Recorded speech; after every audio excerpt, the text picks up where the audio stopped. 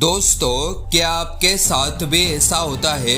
रात को सोने से पहले आप ठान लेते हो कि कल सुबह 5 बजे उठूंगा, अलार्म भी लगाती हो, पूरा प्लान भी बना लेती हो, लेकिन जैसे ही सुबह अलार्म बजता है आपका हाथ खुद ब खुद स्नूज बटन दबा देता है और आँख खुलती है सीधा 9-10 बजे और फिर पूरे दिन एक ही गिल्ट रहता है कि यार आज फिर लेट हो गया।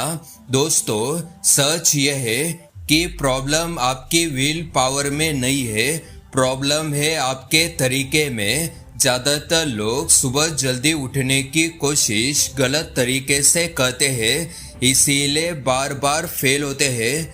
तो आज मैं आपको बताऊंगा वो एग्जैक्ट साइकोलॉजिकल तरीका जिससे आप बिना खुद को ज़बरदस्ती किए नेचुरली जल्दी उठने वाले इंसान बन सकते हो।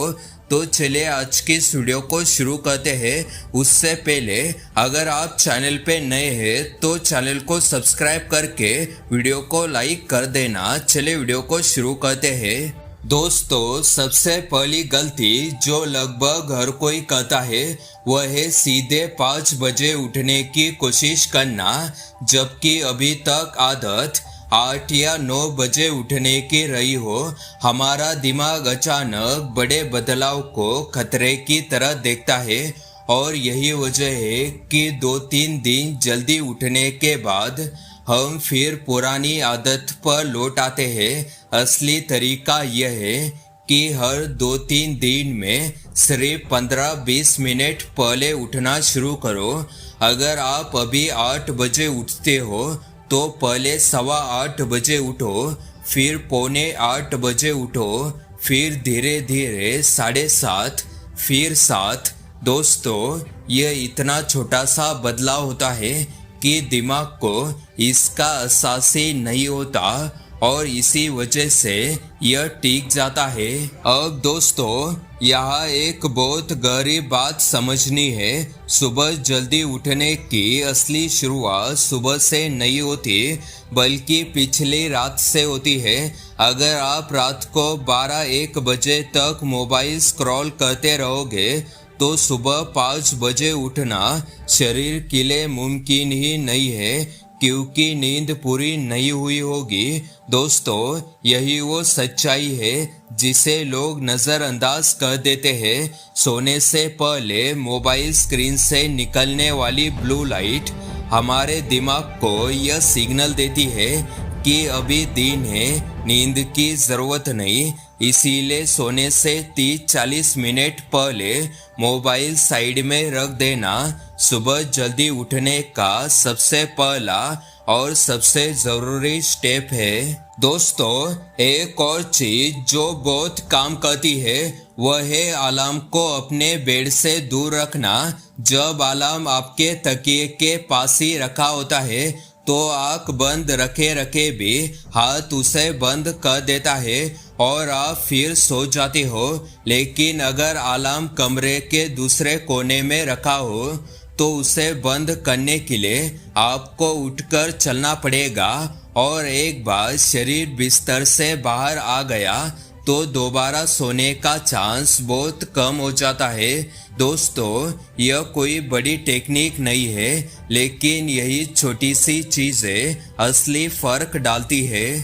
दोस्तों, अब बात करते हैं एक ऐसी चीज़ की जिसे लोग सबसे ज़्यादा अंडर एस्टिमेट करते हैं, सुबह उठने का एक मकसद होना। अगर आप सिर्फ इसलिए जल्दी उठ रहे हो क्योंकि सब लोग कहते हैं जल्दी उठना अच्छा होता है तो यह मोटिवेशन ज़्यादा दिन नहीं टिकेगी।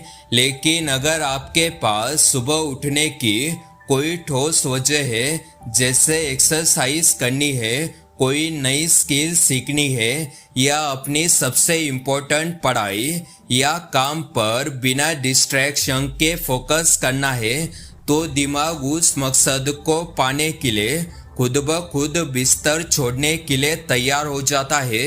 दोस्तों, इंसान डिसिप्लिन के पीछे नहीं भागता, वो पर्पस के पीछे भागता है। दोस्तों, यहाँ एक और चीज ध्यान देने वाली है, वीकेंड पर भी टाइमिंग को ज्यादा मत बिगाड़ो। बहुत सारे लोग हफ्ते के 5 दिन जल्दी उठते हैं लेकिन शनिवार रविवार को देर तक सोते हैं, यह सोचकर कि छुट्टी है तो आराम मिल जाएगा। लेकिन साइंस कहती है कि इससे उल्टा असर होता है। इसे सोशल जेट लैग कहा जाता है। जैसे आप हर वीकेंड पर अलग अलग टाइम जोन में चले जाते हो और सोमवार को फिर से पुरानी आदत पर लौटना उतना ही मुश्किल हो जाता है जितना पहले दिन था। इसीलिए वीकेंड पर भी टाइमिंग में सिर्फ 1 घंटे तक का ही फर्क रखो, ज्यादा नहीं। दोस्तों, आखिरी और शायद सबसे जरूरी बात, बीच बीच में मिस हो जाना बिल्कुल नॉर्मल है।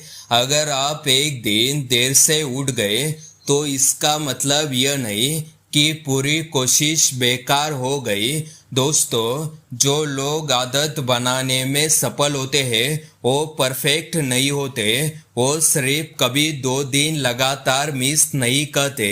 एक दिन गिरना ठीक है लेकिन अगले दिन वापस पटरी पर आना ही असली आदत बनाता है। इसीलिए खुद को कोसना बंद करो और अगले दिन से फिर शुरुआत करो।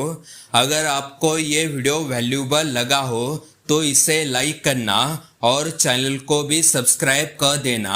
आपको अगला वीडियो कौन सा चाहिए वो भी कमेंट में ज़रूर बताना। मिलते हैं अगले वीडियो में। जय हिंद, जय भारत।